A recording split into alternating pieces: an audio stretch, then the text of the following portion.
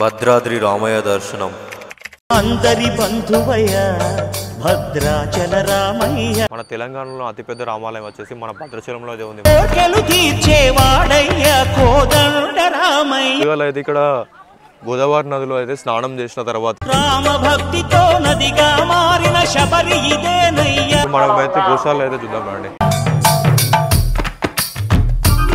అన్నప్రసాదం జరిగే కౌంటర్ అయితే ఇదే. రూమ్స్ తీసుకోవాలనుకుంటే కూడా మనం ఈ శ్రీరామ నిలయం సీతారామ నిలయం అని ఉంటాయి ఇక్కడ. అంటే రాముల వారు తిన్న పనులు ఇది.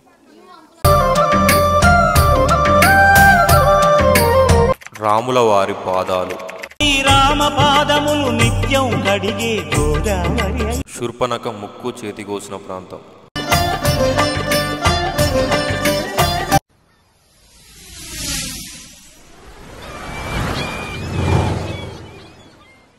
వెల్కమ్ బ్యాక్ టు మీ వినలా యూట్యూబ్ ఛానల్. అమ్మ ఈరోజు మనమైతే భద్రాచలంకి అయితే వచ్చినాం కదా.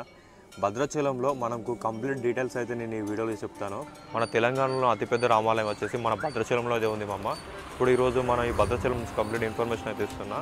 ఇక్కడ రాముల వారు ఎలా ఉంటాడు అంటే ఇక్కడ 4 చేతుల అవతారంతో అయితే ఉంటారు. ఏ ఆలయంలో చూసినా 2 చేతులతోనే రామబాణంతో ఉంటాడు, కానీ ఇక్కడ 2 చేతుల్లో శంకు చక్రంతో, ఇంకో 2 చేతులలో రాముడు బాణంతోనైతే కలిగి ఉంటాడు. మనం ఏ ఆలయంలో చూసినా కూడా రాముని పక్క పోంటి రైట్ సైడ్లో అయితే లక్ష్మణుడు ఉంటాడు, కానీ ఈ ఆలయంలో వచ్చేసి లెఫ్ట్ సైడ్లో అయితే లక్ష్మణుడు అయితే ఉంటాడు.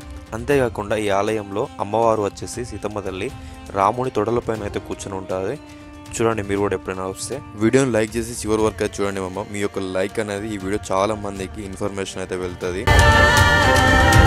హైదరాబాద్ నుంచి భద్రాచలం టెంపుల్కి అయితే ఒక 300 కిలోమీటర్స్ అయితే ఉంటుంది. వరంగల్ నుంచి భద్రాచలం టెంపుల్కి వచ్చేసి ఒక 180 కిలోమీటర్స్ అయితే ఉంటుంది. కొత్తగూడెం నుంచి భద్రాచలం వచ్చేసి 40 కిలోమీటర్స్ అయితే ఉంటుంది. లోపలికి 1 కిలోమీటర్ ఉంటుంది. మనమైతే లోపలికి అయితే పోదాము. కార్ పార్కింగ్కు 50 రూపీస్ ఛార్జ్ చేస్తున్నారు. గోదావరి నది దగ్గరికి ఇట్లా స్టెప్స్ దిగి కొంచెం ముందుకు వచ్చేది మన స్టార్టింగే అక్కడ కళ్యాణకట్ట అయితే ఉంటుంది మమ్మ. కళ్యాణకట్టలో అయితే ఒక 50 రూపీస్ ఛార్జ్ చేస్తున్నారు. కొంచెం ఇక్కడ నుంచి మళ్ళీ కొంచెం ముందు పోతే ఇక్కడ శ్రీ ఆంజనేయ స్వామి వారి టెంపుల్ ఉంటుంది. ఆ ఆంజనేయ స్వామి వారి టెంపుల్ పక్క పోంటే ఇంకో టెంపుల్ కూడా ఉంది. ఆ టెంపుల్ దగ్గరికి పోయి అయితే మనం చూసుకుందాం. అక్కడ ఇక్కడ మనం కళ్యాణకట్ట పక్క పోంటే శ్రీ కాశీ విశ్వేశ్వర గణపతి స్వామి వారి ఆలయం ఉంది, సుబ్రహ్మణ్య స్వామి వారి ఆలయం, శ్రీ వల్లి దేవసేన సమేత స్వామి వారి ఆలయం కూడా ఉంది. దీని ఆపోజిట్లోనే అయితే ఇక్కడ శ్రీ ఆంజనేయ స్వామి వారి ఆలయం అయితే ఉంది. చూస్తున్నారా, ఇక్కడ ఆలయం కూడా ఉంది. అంతేకాకుండా కొంచెం మనం ముందుకు వచ్చినాం అనుకోండి, ఇక్కడ ఇంకోటి ఏంటిదంటే ఇక్కడ బట్టలు చేంజ్ చేసుకున్నందుకు కూడా గదులు కూడా ఉన్నాయి. ప్రజెంట్ అయితే ఇప్పుడు గోదావరి రివర్ దగ్గర అయితే ఉన్నాం కదా. ఒకవేళ మీరు గోదావరి రివర్ దగ్గరికి వస్తే ఏమైనా ఇంటికంచాలు ఏం పట్టుకొచ్చుకోకుండా షార్ట్స్ ప్రతి ఒక్కటి అయితే ఉంది. 30 రూపాయలు కొబ్బరికాయ కాస్ట్ వచ్చి 30 రూపాయలు ఉంటుంది. ఇక్కడ దీపాలు అయితే 50 రూపాయలు కూడా ఉంటుంది. ఫస్ట్ మనం ముందుగా అయితే ఇక్కడ గోదావరి నదిలో అయితే స్నానం చేసిన తర్వాతనే మనం ఇక్కడ స్వామివారికి అయితే కొబ్బరికాయ కొట్టి అప్పుడు మనం ఇక్కడ పైన గదులు అయితే ఉంటాయి. ఇక్కడ మీకు దానికి ఏం డిస్టర్బెన్స్ అయితే ఏం లేదు మామ. ఇక్కడ గదులలో డ్రెస్సెస్ చేంజ్ చేసుకున్నాక స్వామివారి దర్శనానికి అయితే వెళ్తారు. సరే మీరు కూడా చూడండి ఎలా ఉంది ఇక్కడ.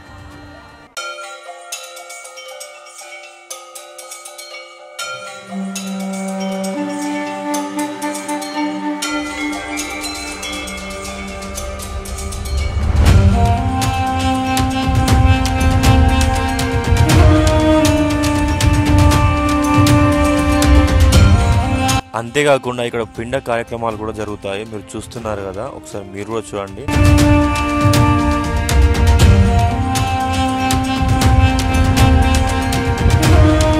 ప్రజెంట్ అయితే రాములవారి కళ్యాణం జరిగే మండపం దగ్గర అయితే ఉన్నాం.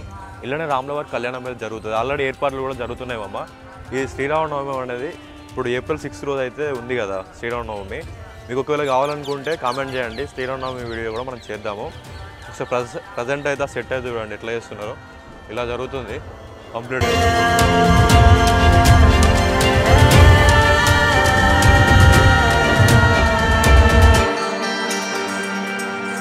అయితే టెంపుల్ ఎంట్రన్స్ ముందు అయితే ఉన్నాం కదా భద్రాచలం ముందు.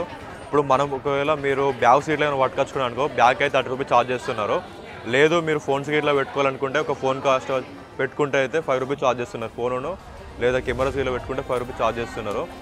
ఇక్కడ మన భద్రాచలంలో ఎక్కడ చూసినా కొబ్బరికాయల కాస్ట్ అయితే ఈచ్ 1 30 రూపీస్ ఛార్జ్ చేస్తున్నారు. అంతేకాకుండా ఉచిత దర్శనానికి అయితే దారి అయితే ఇటు మామ మనం ఒకవేళ ప్రత్యేక దర్శనం మనం పోవాలనుకుంటే 100 రూపీస్ ఛార్జ్ చేస్తున్నారు ఇక్కడైతే.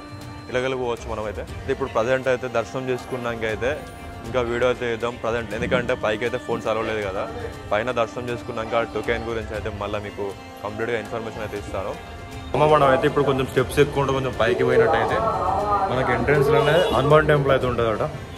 సో చూద్దాం పైన పోయినాక ఏమేమి ఉంటాయో. మనం స్టెప్స్ ఎక్కి కొంచెం దూరం పైకి వచ్చినాక మనకు లెఫ్ట్ సైడ్లోనైతే అభిషేకం కౌంటర్ అయితే ఉంటుంది, టికెట్స్ కౌంటరు. ఆ టికెట్స్ కౌంటర్ టికెట్స్ తీసుకుని అయితే కొంచెం ముందుకు వస్తేనైతే మనకి ఇక్కడ హనుమాన్ టెంపుల్ ఉంటుంది. హనుమాన్ టెంపుల్ పక్కనే స్వామివారి వస్త్రాలు అయితే ఇక్కడ మనకు అయితే అమ్ముతారు, మనం తీసుకోవచ్చు. ఇక్కడ చూడండి మీరు.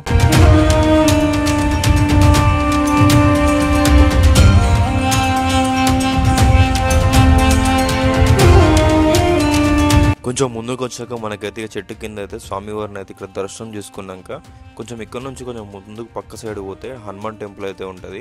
హనుమాన్ టెంపుల్ దగ్గర స్వామివారి కొబ్బరికాయలు కొట్టు స్థలం అయితే ఇక్కడనే.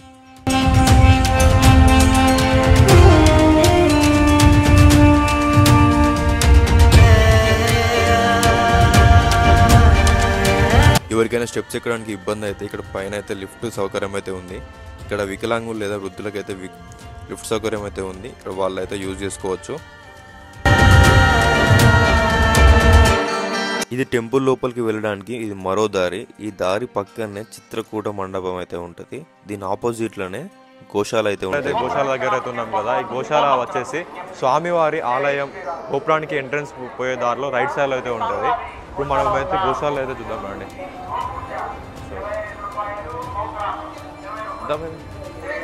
₹20.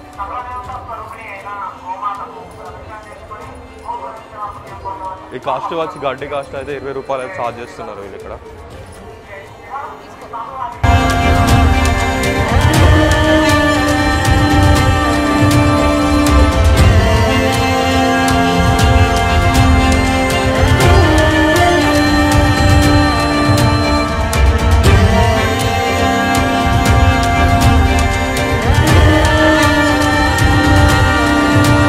దీని పక్కనే భక్త రామదాసు విగ్రహము, రైట్ సైడ్లో హనుమంతుని విగ్రహం, లెఫ్ట్ సైడ్లో వచ్చేసి గరత్ పండితుని విగ్రహం కూడా ఉంటుంది మామ.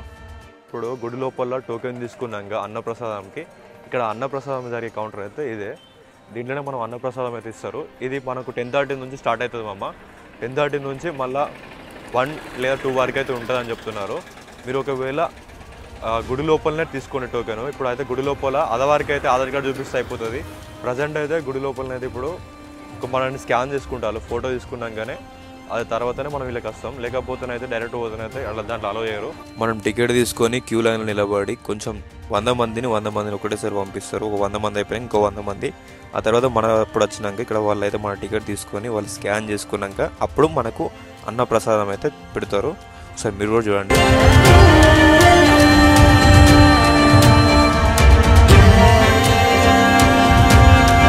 చాలా అంటే చాలా బాగా అనిపించింది మామ ఫుడ్ మాత్రం. ఒకవేళ మీరు కూడా విజిట్ చేసి ఉంటే మీకు ఎలా అనిపించిందో తప్పకుండా కామెంట్ అయితే చేయండి మామ. ఒకసారి మీరు కూడా చెప్పండి. భద్రాచలంలో 2 ప్లేస్లో అన్నదానం అయితే ప్రతిరోజు అయితే ఉంటుంది మామ. ఆ ప్లేస్ వచ్చేసి ఒకటి మెయిన్ టెంపుల్ దగ్గర పెడతారు, ఇంకోటి ఈ టెంపుల్లో అయితే ఉంటుంది. ఈ టెంపుల్కి మెయిన్ టెంపుల్కి ఒక 100 to 200 మీటర్స్ డిస్టెన్స్ అయితే ఉంటుంది. ఈ టెంపుల్లో అన్నప్రసాదం టైమింగ్స్ వచ్చేసి అయితే 11:30 to 2 o'clock వరకు అయితే ప్రతిరోజు అన్నదానం అయితే పెడతారు మధ్యాహ్నం. మనం అయితే ఇప్పుడు టెంపుల్ నిలయం దగ్గర అయితే ఉన్నాం. టెంపుల్కి ఒకవేళ మీరు రూమ్స్ తీసుకోవాలనుకుంటే కూడా మనం ఈ శ్రీరామ నిలయం, సీతారామ నిలయం అనేవి ఉంటాయి ఇక్కడ. అవి ఏంటి అంటే ఇక్కడ టెంపుల్కి కోసం అయితే కట్టారు ఆశ్రమాలు. దీంట్లో మనం బుక్ చేసుకోవాలంటే మనం ఆన్లైన్లో కూడా బుక్ చేసుకోవచ్చు, లేదంటే మనం ఇక్కడ టెంపుల్ ముందటనైతే ఇక్కడ ఆఫీస్ కూడా ఉంటుంది. ఆఫీస్లో మనం బుక్ చేసుకుంటే కూడా మనం చేసుకోవచ్చు. ఇక్కడ రూమ్స్ అయితే తీసుకోవచ్చు. ఏసీ రూమ్స్ ఉంటాయి, నాన్ ఏసీ రూమ్స్ ఉంటాయి. నాన్ ఏసీ రూమ్స్కి అయితే 450 రూపీస్ ఛార్జ్ చేస్తున్నారు, ఏసీ రూమ్స్కి అయితే 1000 రూపీస్ ఛార్జ్ చేస్తున్నారు అమ్మ. నాకు తెలిసినంత వరకు అయితే మీరు ఆన్లైన్లో బుక్ చేసుకోవడం బెటర్. ఎందుకంటే ఒకవేళ చాలామంది భక్తులు వచ్చిళ్ళు అనుకోండి, ఇక్కడ మనకు రూమ్స్ అనేది దొరకపోవడం అనేది ఆప్షన్ అనేది ఉండదు. దానివల్ల మీరైతే ఆన్లైన్లో అయితే బుక్ చేసుకోండి. మీకు ఒకవేళ వెబ్సైట్ కావాలన్నా కూడా కింద కామెంట్ చేయండి, నేను వెబ్సైట్ కూడా ప్రొవైడ్ చేస్తాను.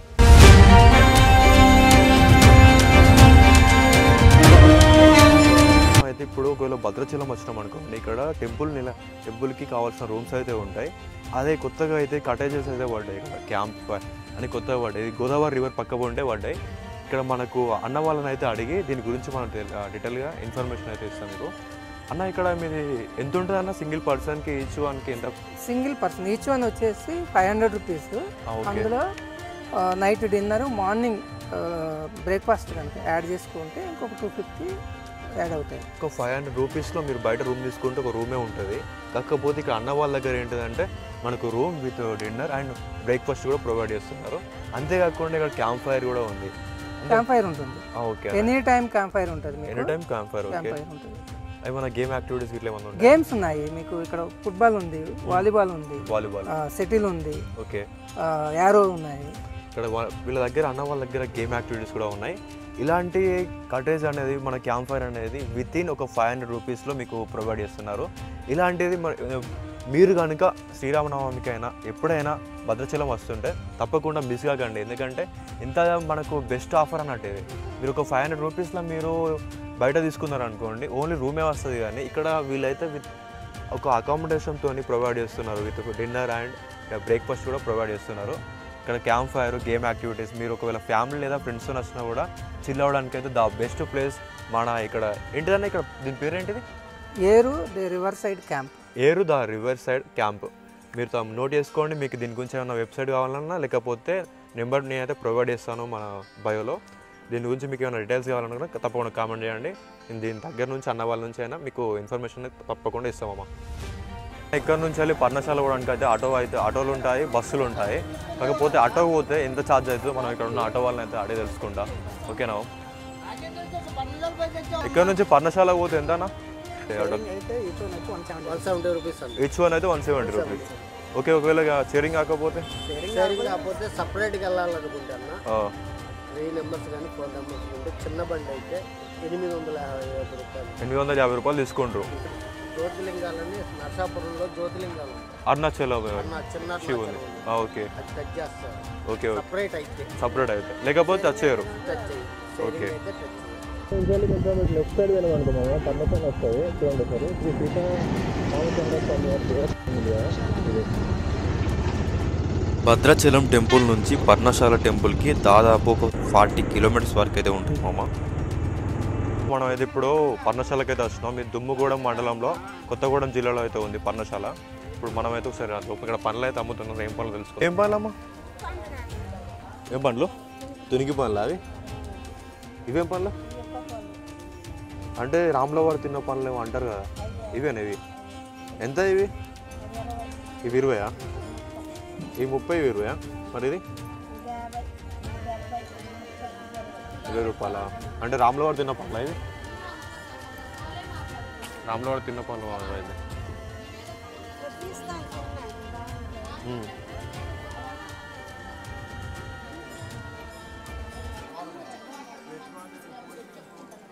తునికి పండ్లు.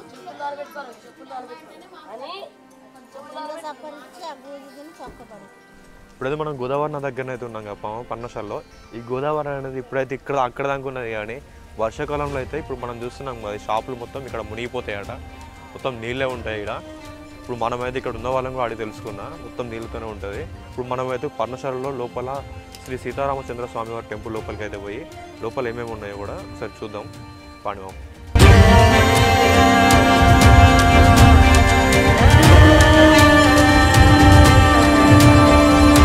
నుంచి మనం టెంపుల్ లోపలికి అయితే ఫోన్స్ అయితే అలౌ లేదు మామ. ఇప్పుడు మనమైతే ఇక్కడ 5 రూపీస్కి అయితే ఈచ్ ఫోన్కి అయితే 5 రూపీస్ కౌంట్ చేస్తున్నారు.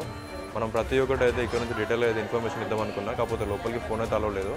కాకపోతే మనం అన్ని కావాల్సిన బయట ఉన్న ఏమైనా ఉంటే ఇక్కడ నుంచి కవర్ అయితే ఎక్స్ప్లోర్ అయితే చేస్తాను.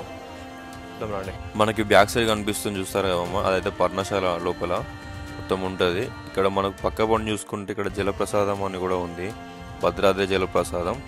ఇక్కడ టెంపుల్ అయితే చాలా అంటే చాలా బాగుంది. లోపల అయితే మేము పోయి చూసాను. ఒకసారి మీరు కూడా వస్తే తప్పకుండా విజిట్ చేయండి, చాలా చాలా బాగుంది. ఇప్పుడు మనమైతే సీతమ్మ తల్లి నారచీరలు ఆరేసిన ప్రాంతము, రాముడి పాదాలు, శూర్పణఖను ముక్కు చెవులు కోసిన ప్రాంతానికి అయితే మనం వెళ్దాం.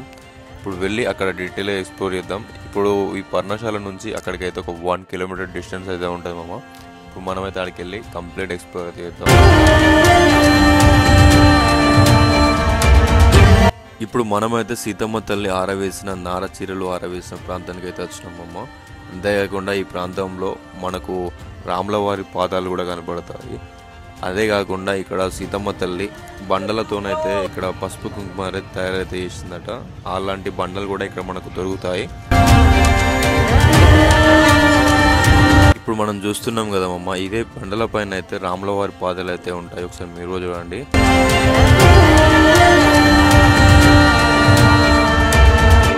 సీతమ్మ తల్లి బంగారు జింకను చూసిన ప్రాంతం అయితే ఇదేమమ్మ. ఇక్కడ నుంచి సీతమ్మ తల్లి అయితే చూసింది. సీతమ్మ తల్లి ఇక్కడ రాళ్లతోనైతే ఈ రాళ్లతోని పసుపు కుంకుమ అయితే తయారు చేసుకునేదట. ఆ రాళ్ళు అయితే ఇక్కడ అమ్ముతారు, కావాలంటే మీరు కొనుక్కోండి. అంతేకాకుండా సీతమ్మ తల్లి అయితే ఇక్కడ మీరు కనిపిస్తున్నారు చూసారా, ఇక్కడ వీళ్ళ దగ్గరనే రాళ్ళు అయితే దొరుకుతాయి. ఒకవేళ కావాలంటే మీరు ఆ రాళ్ళు కూడా కొనుక్కోండి. అంతేకాకుండా సీతమ్మ తల్లి ఆరేసిన ప్రాంతం, నారచీరలు ఆరేసిన ప్రాంతం అయితే ఇక్కడనే ఆరేసింది. ఈ బండల పైన ఆరేశారు. ఆ గుర్తులు కూడా అక్కడనే ఉంటాయి. చూడండి ఎప్పుడైనా వస్తే.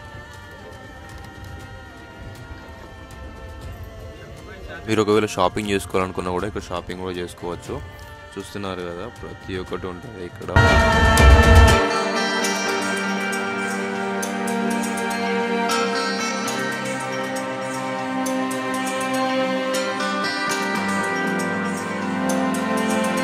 శూర్పణఖ ముక్కు చెవి కోసిన ప్రాంతం అయితే ఇదేమమ్మ.